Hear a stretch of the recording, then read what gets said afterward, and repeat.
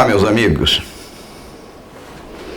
Hoje eu tenho uma satisfação enorme em receber na minha casa uma pessoa que eu admiro há muito tempo, mas que não tinha tido a oportunidade de conhecer pessoalmente, o que estou fazendo agora.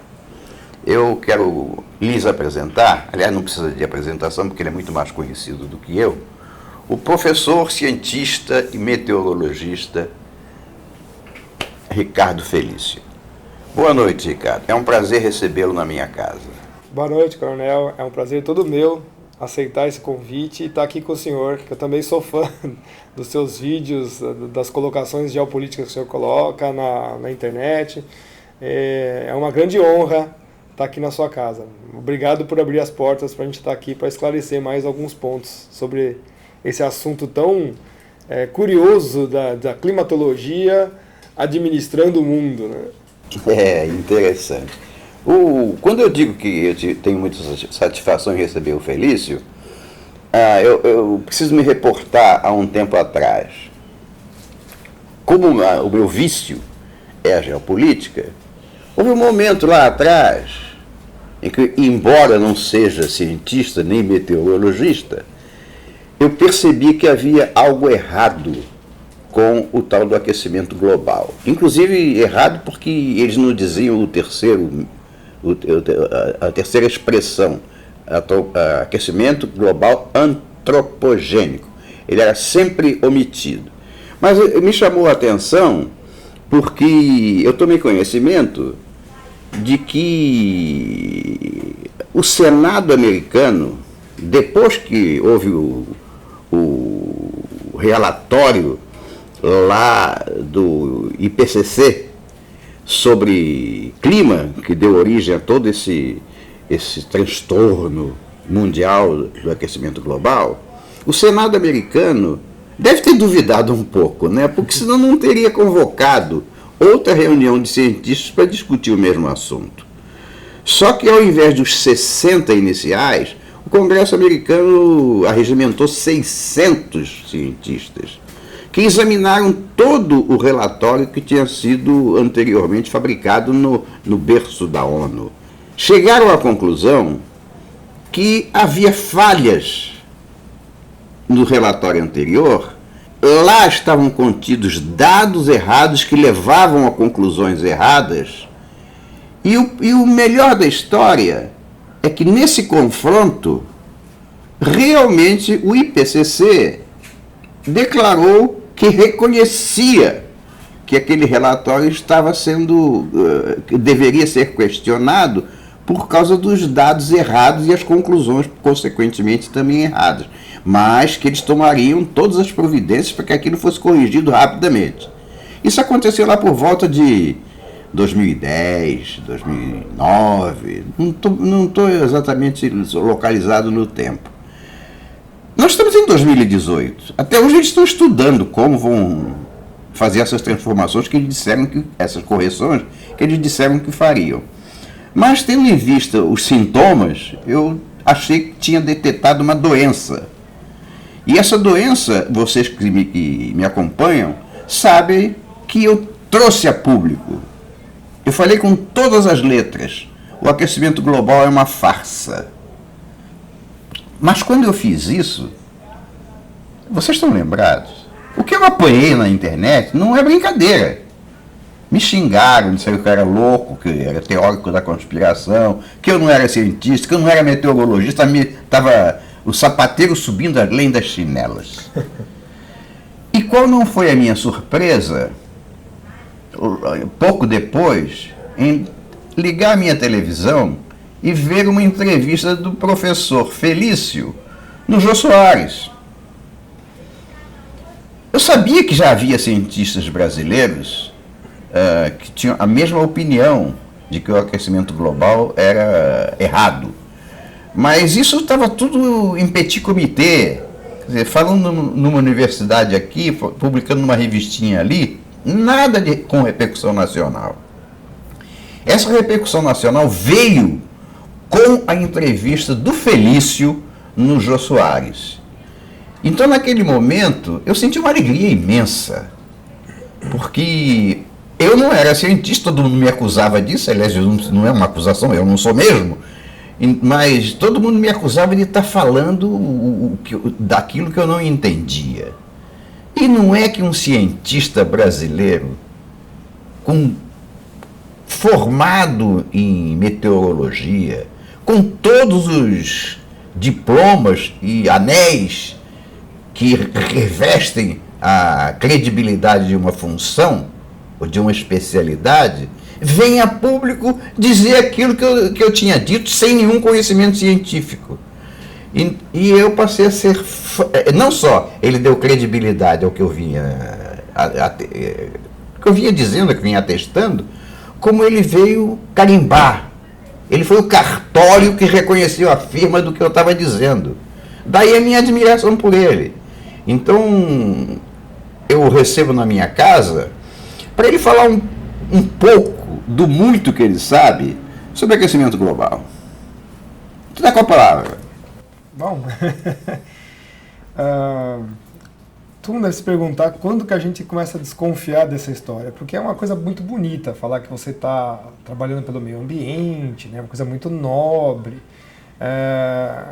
que as pessoas até acham isso assim uma fantasia, que você está ajudando o planeta, etc. e tal.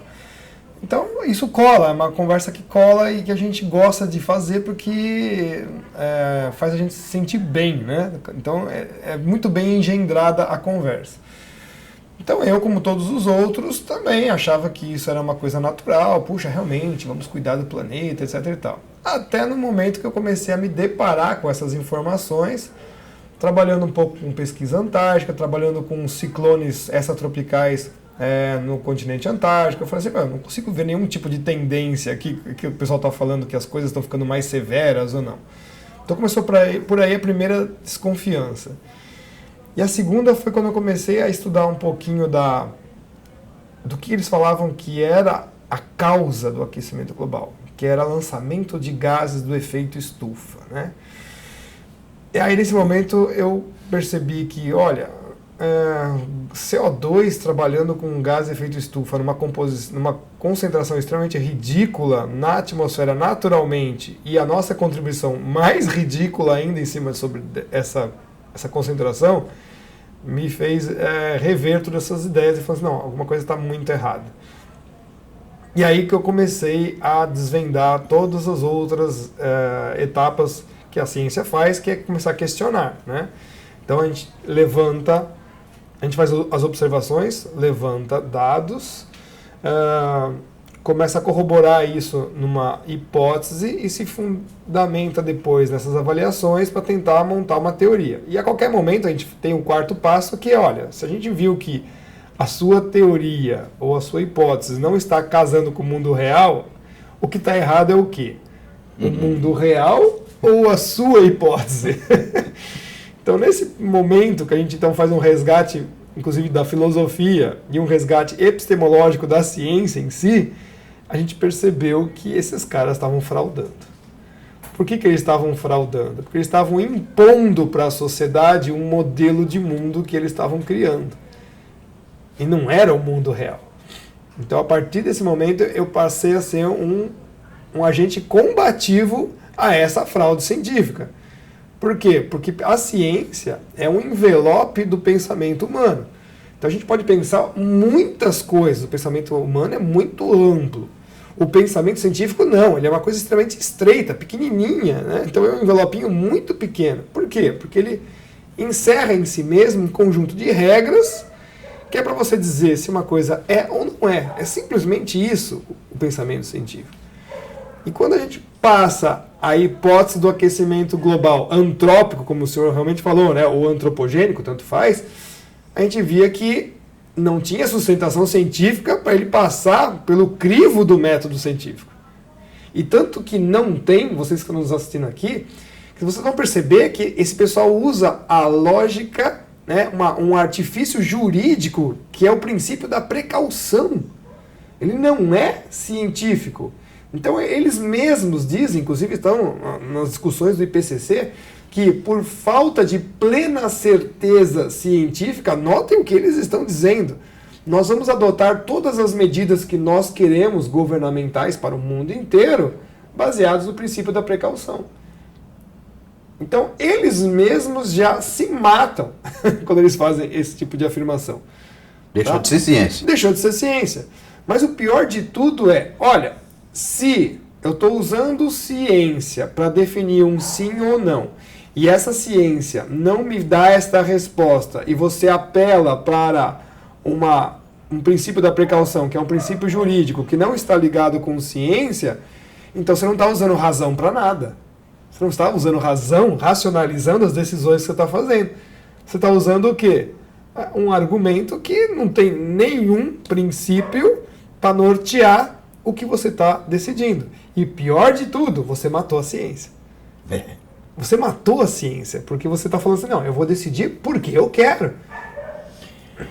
E Felício, em algum momento, depois de perceber que isso tudo era um engodo, em algum momento você começou a casquinar que caminho trilhar para descobrir as causas. Quer dizer, porque se você, num organismo internacional como a ONU, cria um fato mentiroso que contamina todo o planeta, por que será? A gente tem que descobrir uma causa. Quer dizer, qual foi a finalidade de terem criado uma farsa desse tamanho e que nos aprisiona a todos? Porque o aquecimento global, para quem não percebe, ele entra em todas as esferas do ser humano na Terra.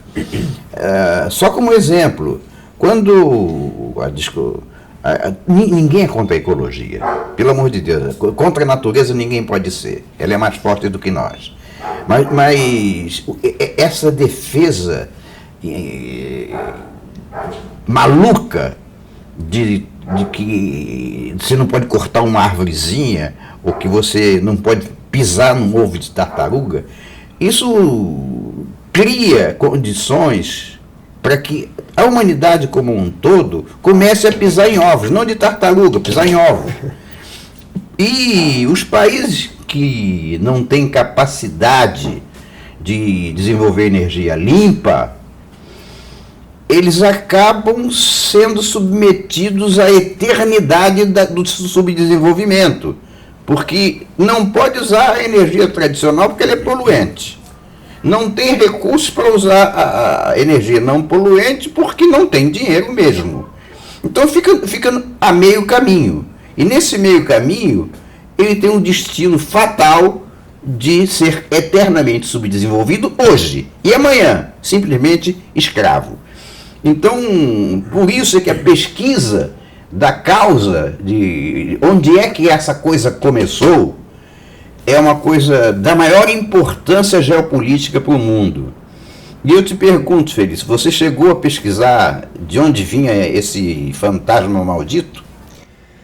Pois é, quando eu comecei a estudar a parte do clima, eu me deparei com uma outra coisa que era pretérito, que era a tal da história da camada de ozônio. Né? Porque eu falo que não existe um preservativo planetário, como todo mundo fala. Né? Isso é um grande engodo, um grande absurdo. O que eu não sabia até aqueles momentos, nós estamos falando de 2004, 2003, 2004, é que já existia também um painel político-científico na ONU, que era o IOTP, que era o painel exclusivamente para dizer as tendências do ozônio. E aí que eu fui atrás dessas informações. Então eu saí do ramo da parte de científica e fui para a parte política para entender aonde estavam essas agendas. E para minha surpresa, eu percebi que aquilo tudo tinha uma engenharia. Por que tinha uma engenharia? Porque eu fui a fundo no tema do ozônio primeiro. Né, porque ele já estava consolidado como um painel científico, com regras muito bem claras, draconianas, porque você não podia mais fazer aquelas coisas, que no caso são os gases refrigerantes, e eu vi que inclusive os anos das coisas caíam como pedras de dominó. Então nota que esse painel nasce em 1987, o IOTP, E o painel do clima, o IPCC, nasce em 1988, é no ano seguinte. E durante esse caminhar desses últimos 30 anos, então notem também, né, são 30 anos que esse painel existe e até hoje carece da prova científica. Né? Estamos passando já de um quarto de século, estamos indo para um terço de século. Aí que eu percebi que eles estavam tudo amarrado. Né? Então, você já tinha uma decisão política global e você precisava da chancela de alguém. E quem hoje faz o papel de legitimar as ações políticas? O cientista. Então ficou muito claro isso para mim.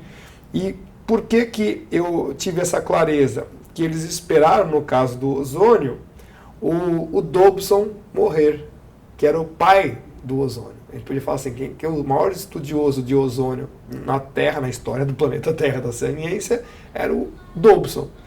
Então eles esperam ele morrer e a partir disso começa essa agenda. Porque imagina se eles colocassem essa agenda antes, com o sujeito vivo. Ele ia falar assim, o que vocês estão fazendo? Vocês nunca estudaram nada dos meus artigos? Então eu comecei a voltar na história do ozônio e vi que já se sabia dessas anomalias que o ozônio desaparece na estratosfera desde o final do século XIX.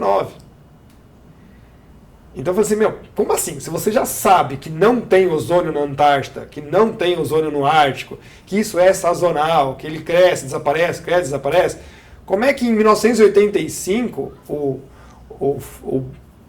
Farman publica na Nature que em 5 anos ele descobriu uma anomalia gigante do ozônio na Antártida e ainda por cima atribui isso a um gás refrigerante? Isso que é o pior crime científico que a gente pode dizer da fraude. Você vê um fenômeno na natureza, eu quero que vocês entendam bem isso. Hoje é assim, você vê um fenômeno na natureza, às vezes você nunca tem, pode ser que você nunca tenha visto, mas às vezes você já viu várias vezes. Por falta de explicação melhor, a culpa é do homem, certo? Então daqui a pouco, amanhã o sol vai nascer, a culpa é do homem. Só falta chegar nesse nível, mas estou exagerando no exemplo para as pessoas entenderem. Olha, a natureza tem um monte de facetas de fenômenos, nós não conhecemos a maior parte deles, até recentemente a gente mostrou para as pessoas que existem os vórtices toroidais na atmosfera, que são anéis que andam na atmosfera fazendo vários fenômenos, as pessoas não sabiam o que era aquilo, filmaram no Brasil, registraram. Então hoje você também tem equipamentos eletrônicos, todo mundo tem um celular e você registra as coisas. Então temos mais observadores no mundo. Então a gente vai colocando essa gama toda de informações, começa do ozônio, começam a aparecer um monte de outras informações, começam a aumentar o monitoramento do planeta. Eu falei, peraí, então você não pode comparar duas épocas. O senhor sabe, a idade do satélite começa nos anos 70. De fato, começamos a monitorar o planeta agora. Como é que você pode falar que nunca aconteceu antes? Tá, então, levantando todas essas informações, primeiro a história completa do ozônio, que eu vi que era uma fraude terrível, e eles conseguiram o que eles queriam fazer, que era abolir o sistema de refrigeração, que ia ficar muito barato para os países subdesenvolvidos. Então a gente vê que a maior parte dos países subdesenvolvidos estão em áreas tropicais, e vejam bem, essas pessoas morrem por causa de comida envenenada, porque a comida estraga.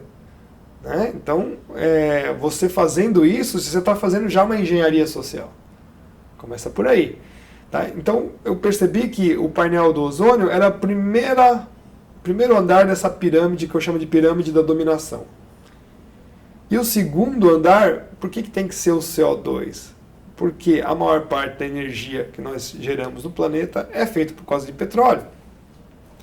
Então, quando eles minam a principal fonte de energia, que é abundante e barata no sistema econômico mundial, ou por exemplo, eles querem taxar em cima disso, você tem que lembrar que água limpa é feita com energia. Certo? Então você já começa de novo a fazer uma engenharia social. Tratamento de esgoto requer energia. Pivô de irrigação requer energia. Então você começa a minar fontes de energia, saneamento básico e processo produtivo de agricultura, que é o mais básico. Nem vou elencar todos os outros, que é a indústria, etc. Tudo, entendeu? Assim, mas eles já vão nas raízes que já dificultam todo o resto e os outros andares já caem junto. Então, por exemplo, no Brasil, nós passamos por um processo de desindustrialização. Nossa energia é extremamente cara. Então, tudo isso está dentro desse pacote ambiental. E a climatologia, que é um saco de gatos, que ninguém sabe exatamente o que é. Então, a meteorologia se debruça terrivelmente em cima da atmosfera e ela sabe que ela não vai obter todas as respostas. Quem fala que sim, está mentindo. Um meteorologista sério sabe, nossa, nós nos conhecemos muito pouco da atmosfera, a dinâmica da atmosfera é extremamente volátil, né? Mais que a gente tente equacionar, montar as equações de física, etc e tal, a qualquer momento o furacão muda para o outro lado, você faz cone de probabilidades, então é uma ciência bastante probabilística ainda. Você vê como a vida nos coloca em vasos comunicantes. Enquanto você estava construindo uma pirâmide, que você chamou de dominação. Pirâmide de dominação, eu estava no outro campo, estudando outra pirâmide, geopolítica. Eu estava estudando, quando eu perguntei se você tinha percebido de onde tinha partido o projeto maldito, você se voltou para as tuas evidências científicas. E eu fui procurar as minhas evidências geopolíticas. E o que eu encontrei? Eu encontrei a nova ordem mundial criada em 1990. Eu não vou contar a história da nova ordem mundial, porque todos os meus ouvintes, os meus seguidores já conhecem muito bem essa história. E para os novos, se não entender, consulta o que é a nova ordem mundial pela internet, que vocês vão achar. Mas isso foi criado em 1990.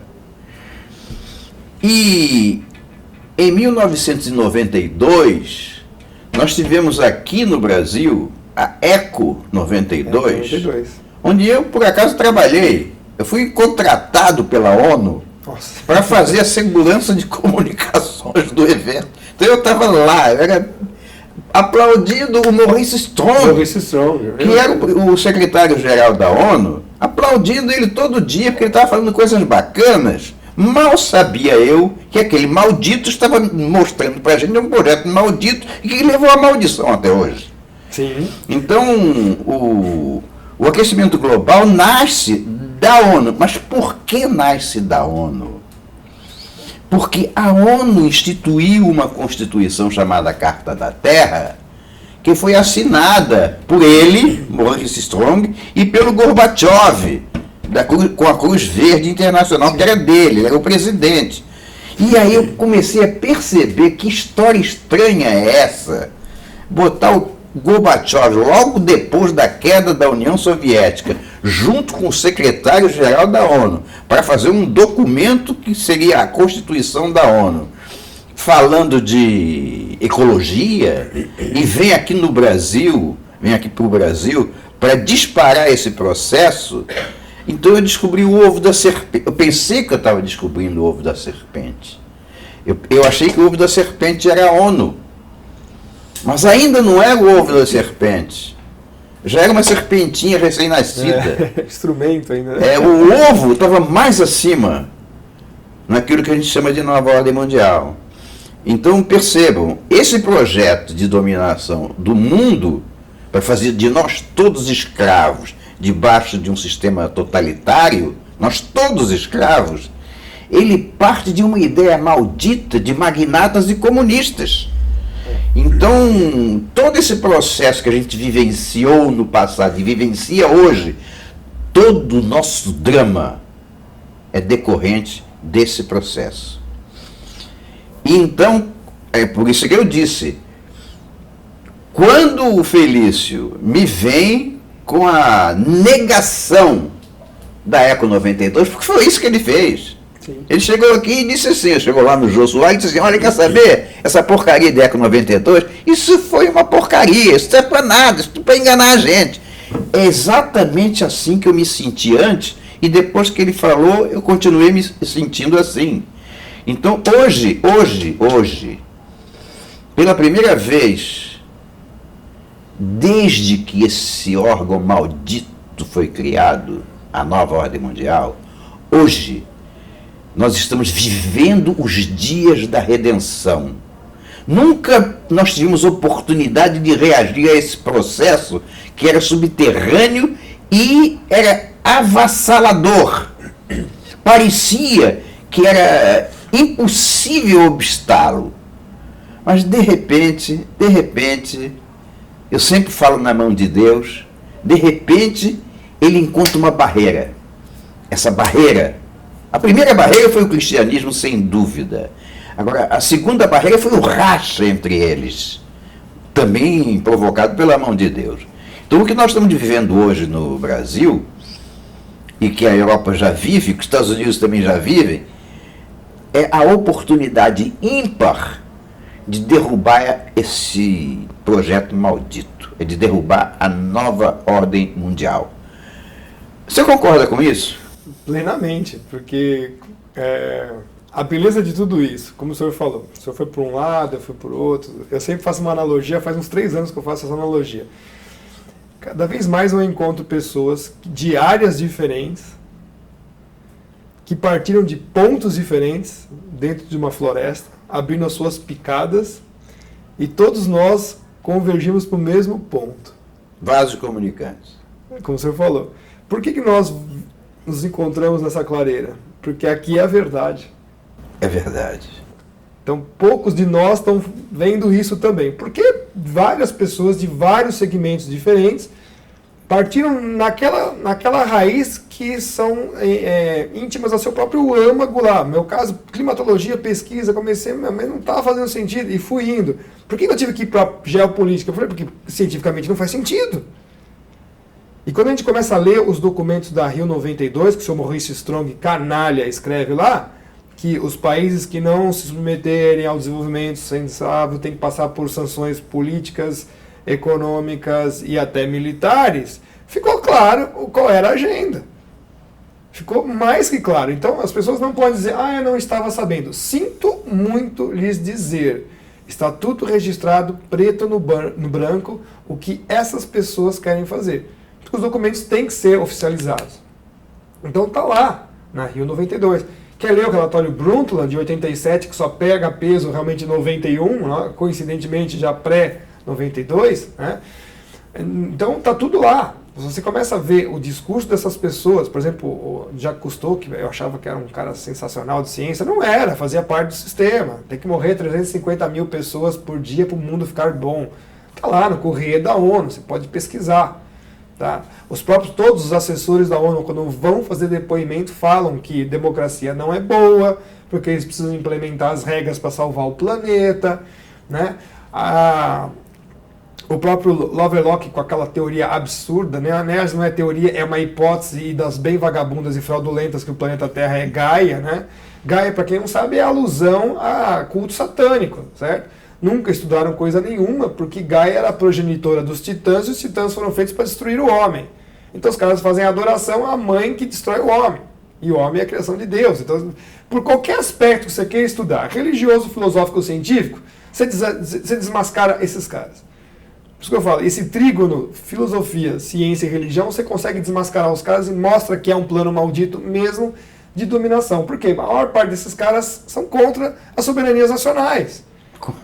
Completa. Então, veja só, com a Agenda 2030, que está sendo implementada agora aqui no Brasil, até por força de lei, você vê que os políticos que estão por trás disso falam assim, a gente quer menos Estado. Peraí, então você quer menos atuação da soberania brasileira, mas você aceita um protocolo de mais de quase 200 pontos que vem de forçamento internacional para cima de nós. Então, o discurso é paradoxal. É um contrassenso. É um contrassenso completo. Você não quer que o brasileiro tenha mais o controle do seu próprio país, mas você quer passar isso para frente. E quando você vai olhar esses painéis políticos científicos, que para as pessoas entenderem já tem o terceiro, que nasceu em 2010, que é o IPBES, tá? Que é o painel político-científico para a biodiversidade e serviços ambientais. Notem então que a natureza presta serviço para o homem, então você já sabe quem vão ser os grandes donos dos domínios naturais do planeta. E vem mais 3 aí pela frente. vocês já ouviram falar muito disso, que é o painel dos oceanos, que toda hora o mar está poluído, está cheio de lixo, que não sei o quê. Outra conversa furada. O painel da Antártida vai sair, porque com a quantidade de recursos que nós temos lá, não dá para desprezar isso. E o último, que eu chamo que é a coroa da pirâmide da dominação, é o painel do espaço. Já tem tudo isso, né? Tem a Agência Internacional Espacial, tudo mais, que o Brasil não faz parte de nada, né? Que ele não consegue entregar um parafuso para a estação espacial, né? Um objeto de alta tecnologia, um parafuso, a gente não consegue fazer. Né? Então a gente já está desse círculo, nós estamos para fora. E você já ouve aquela conversinha que o espaço está cheio de lixo. É verdade. Por quê? Porque é o mesmo discurso de hoje, feito por essas potências que querem manter os países na sua situação de subdesenvolvimento, que é o seguinte: olha, países subdesenvolvidos, vocês não podem mais lançar CO2 na atmosfera porque nós lançamos muito. Então a cota de vocês não é possível. É o mesmo discurso para o espaço. Olha, países subdesenvolvidos, vocês não podem colocar seus satélites em órbita porque as órbitas já estão todas ocupadas pelos nossos satélites. Né? Só que o que ninguém sabe é que no Livro Branco de Defesa Nacional já estava dizendo que em 2025 os países que não colocarem os seus satélites de origem própria, né, então de construção própria no espaço, vão perder a soberania do espaço aéreo sobre os seus países dos voos internacionais.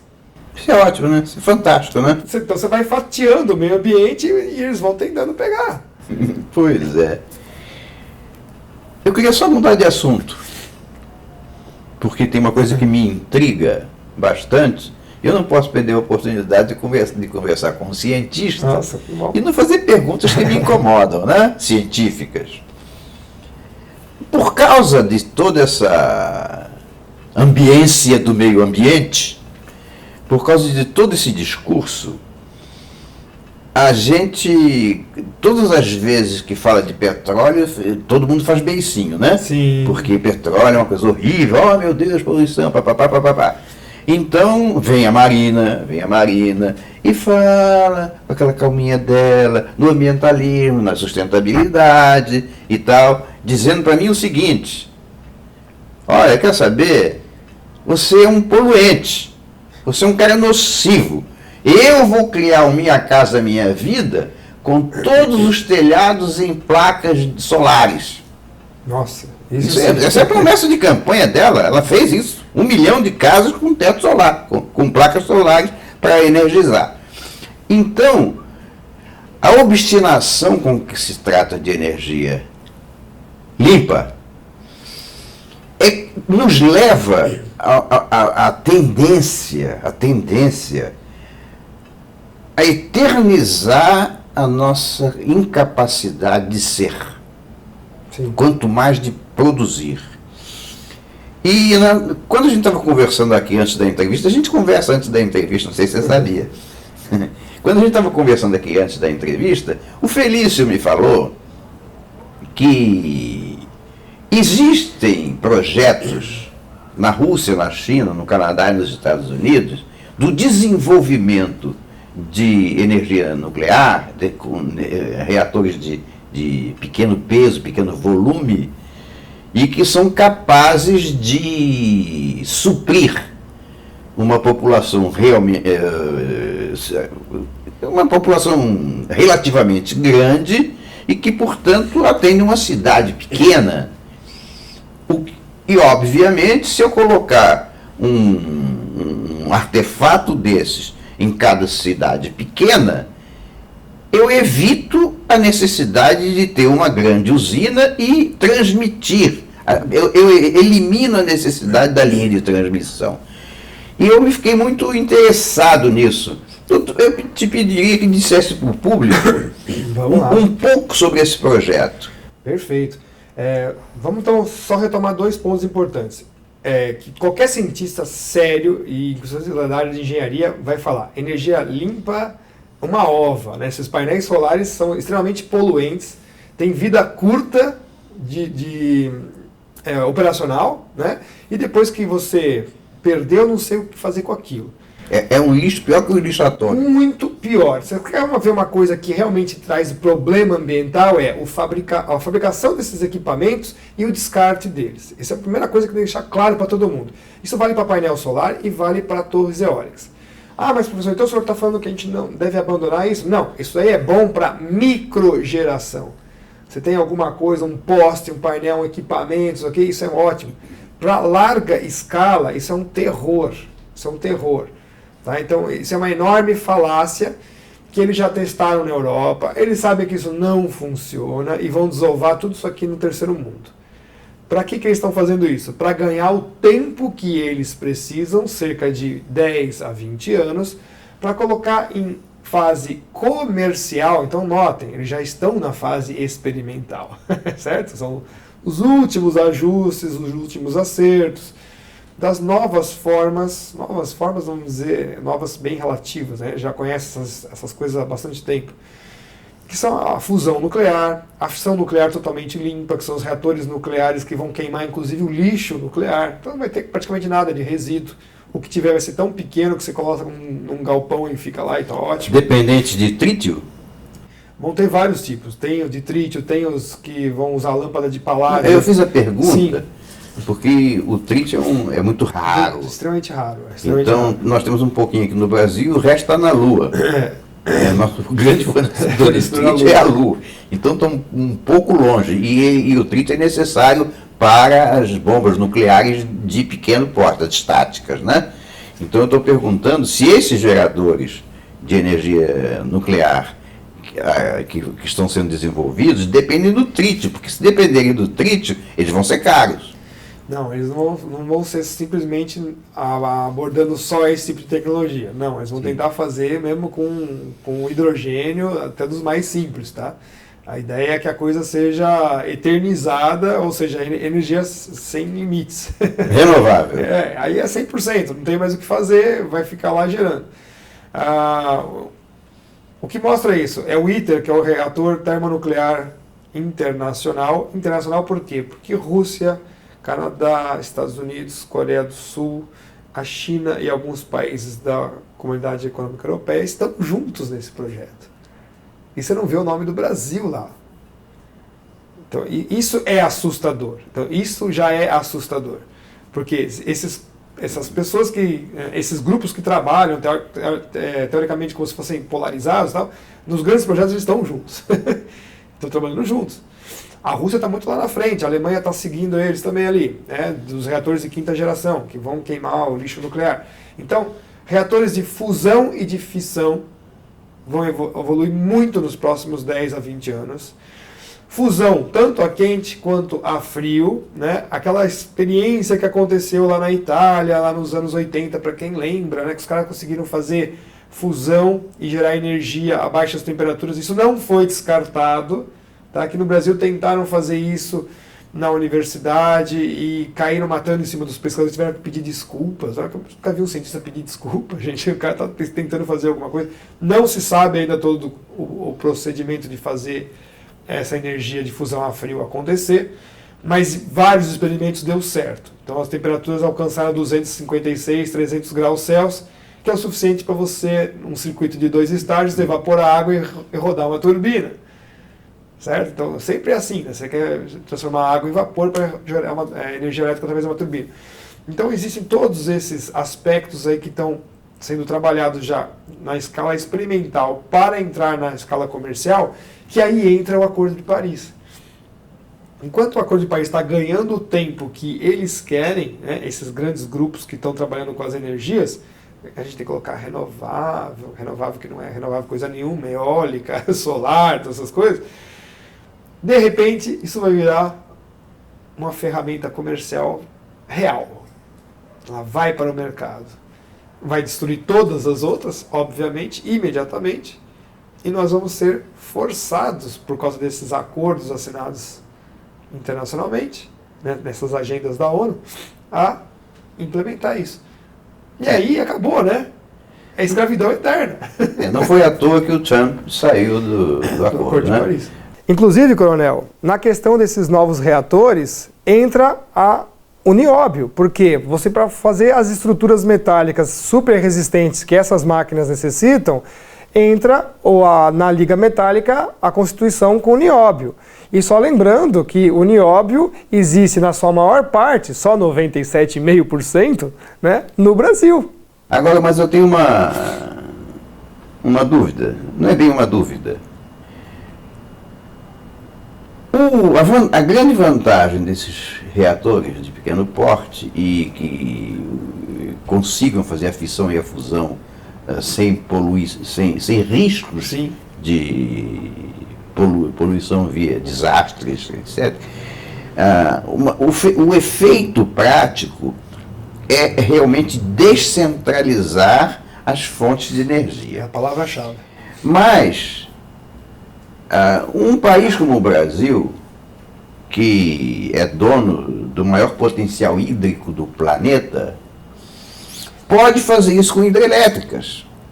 Ou seja, o mesmo fenômeno que permite alocar reatores em diversos lugares para que eles somados atendam a uma determinada área, ao invés de uma só fonte geradora atender a mesma área, isso é possível fazer com a energia hídrica. Então, a gente não tem a tecnologia, mas a gente tem a capacidade de diminuir os nossos custos também não poluente, com o nosso potencial hídrico. Sim. Você não acha que para nós seria dispensável essa tecnologia? Poderia até ser. A gente não sabe quanto que isso vai ser uma imposição que vai vir de fora. Eu apoio as duas formas. A gente participar do clube dos estudos, que é a primeira coisa, né?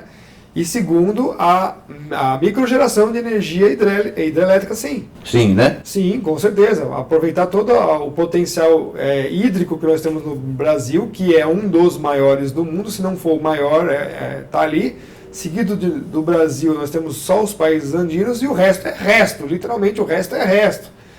Então, a maior riqueza da América do Sul toda é a água, a primeira coisa. As pessoas têm que entender isso. Inclusive a subterrânea. A subterrânea, o fluxo do ciclo hidrológico. Inclusive o rio aéreo. Que não é dessa turminha do aquecimento global. Né? Esse termo já é de um cientista francês já há muito tempo. Que os caras gostam de aproveitar coisas achando que eles são os grandes maiorais. Né? Outra das fraudes deles. Mas exatamente, o ciclo hidrológico do Brasil é extremamente ativo. Então, o ciclo hidrológico já é energia solar, que a água evaporou de algum lugar para vir para dentro do território e depois ser despejada. Então, essa engenharia de você trabalhar com todas as bacias hidrográficas do Brasil é excepcional. Né? Ela vai fazer várias benesses ao nosso país. Primeiro, você vai ter fontes de água em vários lugares controlados, administrados. Energia elétrica de várias fontes, inclusive regionalizando.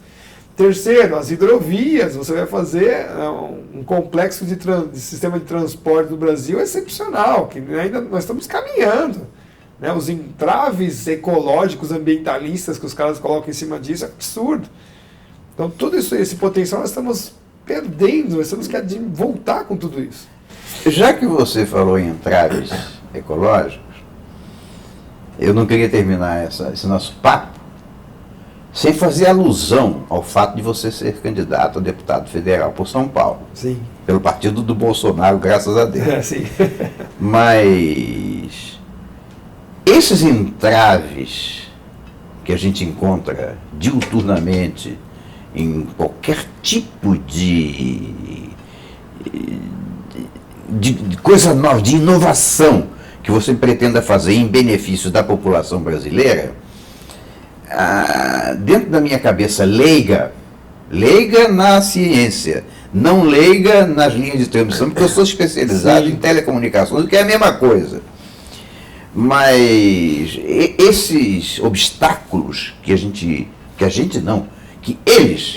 eles criaram para perturbar a nossa capacidade de desenvolver, no meu entender, eles podem ser derrubados com a caneta de um presidente.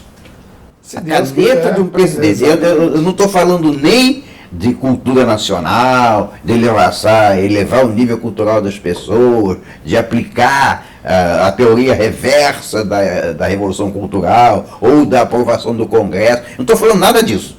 Eu estou falando que o presidente da República, com uma canetada, pode resolver metade do nosso problema energético. Com certeza. Que você não acha que, como deputado federal, ou talvez algo mais, você poderia encontrar caminhos para viabilizar uma solução dessas? Sim, eu vejo que essa guerra tem que ser aberta em duas frentes, né? Então, não só o presidente, mas um Congresso forte apoiando. Né? Então, com essas mesmas ideias, né, nós temos que alavancar e quebrar todo esse atraso que eles colocaram em cima da gente. Porque quando a gente pega e abre esse tabuleiro e vê todas essas peças, elas estão amarradas. Foi o que eu fiquei fazendo nos últimos 5 anos, inclusive. Né? Porque eu fui além da parte de climatologia, a parte ambiental, e fui para a parte geopolítica e a parte operacional. E eu vi, todos os lugares têm uma pecinha deles. Então é tipo o par, né? Você põe a sua parte verde, vem lá a partezinha, vamos colocar o vermelho aqui. Eu chamo de azul. O azul, melhor. Vamos colocar o azul, vem o vermelho, ou se não vier o vermelho, vem um verde, vai, tudo bem. E em tudo. Por quê? Porque petróleo continua sendo uma fonte importantíssima de energia. A gente não pode deixar de falar isso. Os motores vigorosos que trabalham em coisas pesadas continuam sendo diesel. E a tecnologia diesel está extremamente avançada. A Bosch agora está prometendo que vai ser diesel zero, não vai ter nenhum tipo de poluente. Lembrando para todos, CO2, dióxido de carbono, não é poluente, é o gás da vida. Tá? Então eles gostam de confundir poluição com CO2. A gente tem que tirar isso daí. Então a queima de petróleo gera CO2. Gera alguns outros tipos de poluentes, sim, mas a taxa deles é extremamente pequena. E isso tem tecnologia para eliminar. Então a primeira coisa que você tem que saber é, olha, no petróleo não vai ser descartado não. Não só como fonte energética, mas ele é base de milhares de produtos industriais. Milhares. Não existe economia hoje do mundo sem o petróleo, pode esquecer isso. Ele ainda vai estar muito atuante, mesmo com a gente estando com as novas energias que a gente está imaginando, né, dos próximos 10, 20 anos, o petróleo não vai desaparecer. Não vai, a não ser que a gente crie outros tipos de química, ele está muito integrado ainda na nossa parte econômica e nossa parte de desenvolvimento. Então, nossa, que coisa mais maravilhosa colocar um imposto global sobre o CO2, sobre o petróleo, porque eles sabem que não vai acabar, certo? Cria aquele fundo gigantesco. Então, eu vejo exatamente isso que o senhor falou. Tem que chegar o presidente, tem que ter uma bancada mesmo de Congresso para apoiar e tem que fazer o desenvolvimento regional do Brasil de fato, como os militares estavam fazendo, né, na época do regime. Por quê? Porque agora, com todas essas novas fontes de energia, com as pequenas hidrelétricas que podem ser formadas, com as pequenas redes de transmissão, você não precisa fazer mais transmissão gigantesca. Eu não sou muito favorável dessa interligação do sistema energético nacional, porque começou a virar um mercado, né, de energia. Né? E, na verdade, a energia não tem que ser o mercado. A gente tem que ganhar o lucro deles na elevada demanda e não na escassez. Isso mesmo. Isso é muito importante que as pessoas entendam. Ah, você é contra o mercado de energia? Não, eu só sou o seguinte, eles têm que ter lucro baixo porque eles têm que gerar bastante. E gerando bastante, tendo uma oferta grande de energia, é que você faz os outros andares da economia começarem a caminhar. Não se faz industrialização em país nenhum do mundo sem energia. Tá? Então esse mimizinho que fica em cima de nós de petróleo, de carvão, a China tem mais de 2.400 usinas termoelétricas a carvão. A Índia tem mais de 1.200, 1.300 estava lá. Tá? Como é que pode? E são lá os protagonistas de acordo de clima, etc. e tal. Eles estão nem aí, eles só fazem a fachada e estão mandando ver. A gente, além de fazer o papel de bons moços, né, queremos levar e bater no peito como os protagonistas dessa história. Não dá para aceitar um negócio desse. Protagonista e vítima. Vítima, exatamente. Dessa construção. Então nós temos, exatamente como o senhor falou, é o momento em que nós podemos fazer tudo. Nunca a tecnologia, a ciência, o desenvolvimento, comunicações, energia né, floresceu tanto na humanidade e nós temos aí o Brasilzão todo à nossa disposição. Para derrubar o projeto maldito. Com certeza. E é isso que eles têm medo, terror, né? Que nós no Brasil já temos essa união dos povos, né? Nós temos essa união, isso aqui é intrínseco ao Brasil, né? Por isso que eles querem jogar importar esses ódios pseudo-raciais, porque raça é uma só, é raça humana, então são ódios pseudo-raciais que nós nunca tivemos. Então eles querem destruir o Brasil em todas É o projeto deles. É o projeto deles, em todas as peças possíveis. Por isso eu falei, né? Põe um azul, tem um verde ou tem um vermelho ali. Então esse é o momento. Eu acho que esse é o momento da gente conseguir fazer essa reforma. Muito bem. Meus amigos, nós estamos terminando esse papo. Isso não é uma entrevista, né? Isso é um papo amigável entre nós dois, né? Tomara que você tenha aproveitado. Eu te peço, Felício, que se despeça do nosso público. Bom, Coronel, eu agradeço muito a oportunidade de estar aqui no Rio de Janeiro, na sua residência. É uma honra muito grande. Sempre fui admirador também do seu trabalho, né? E, puxa vida, é uma honra muito grande mesmo fazer essa conversa, que não é uma entrevista, né? É um bate-papo. Parece uma conversa de velhos amigos, inclusive, né? É verdade. Porque, como eu disse, né, cada um foi trilhando por um lado, mas a gente centrou depois, como muitos outros colegas nossos, numa única clareira, que é o ponto da vergência da verdade, porque a verdade é uma só, né? Então eu fico muito agradecido por essa oportunidade. Então, fiquem com Deus, até a próxima. Então, o meu boa noite, fiquem com Deus. Ele falou em verdade, o Bolsonaro costuma dizer, né? A verdade vos libertará, está escrito na Bíblia. E é realmente o único percurso que se pode trilhar sem tropeços é a verdade. Porque não só aquele ditado diz que a mentira tem perna curta, como a coerência do caminho depende de que ele seja verdadeiro. E o caminho que a gente trilhou nos últimos 30 anos aqui no Brasil foi péssimo. Agora, tem muita gente que diz, todo dia eu vejo aí na internet, até na rua, porque o brasileiro é um povo idiota, é um povo burro, é um povo indiferente às coisas que acontecem, e eu sempre reafirmo o contrário. Não é não, não é não. Nós temos uma nação excelente, nós temos um povo maravilhoso. O que aconteceu foi a negação total para que esse povo fosse informado sobre o que estava acontecendo. E isso ainda acontece hoje. Graças a Deus, nós encontramos uma cunha, a internet, onde a gente pode se manifestar. E foi a internet que nos permitiu adentrar por essa cunha, que é uma trilha. E como disse o Felício, são várias trilhas que estão conduzindo todas para um centro único, que é a verdade. E eu lhes digo mais, vou fazer campanha eleitoral. Meus queridos amigos, não percam essa chance enorme que nós temos agora de sair fora desse barco maldito.